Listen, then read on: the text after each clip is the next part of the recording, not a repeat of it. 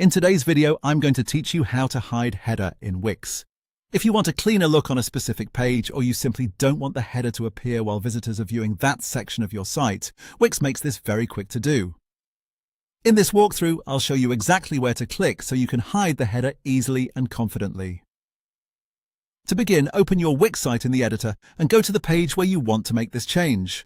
It's important to make sure you're on the correct page before editing, especially if your website has multiple pages with different layouts. Once you're there, look at the top section of the page where the header appears. This is usually the area that contains things like your site title, logo, or navigation menu.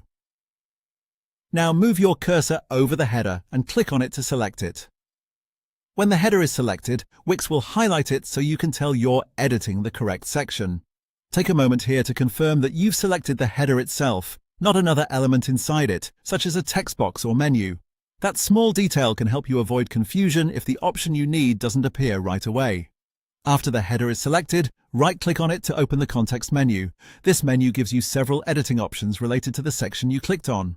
From that menu, choose the option that says Hide Header.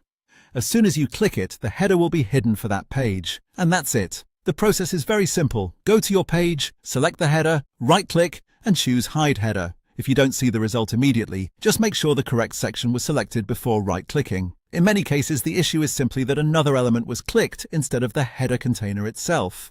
Also, after making the change, it's a good idea to preview the page so you can confirm everything looks the way you want for visitors.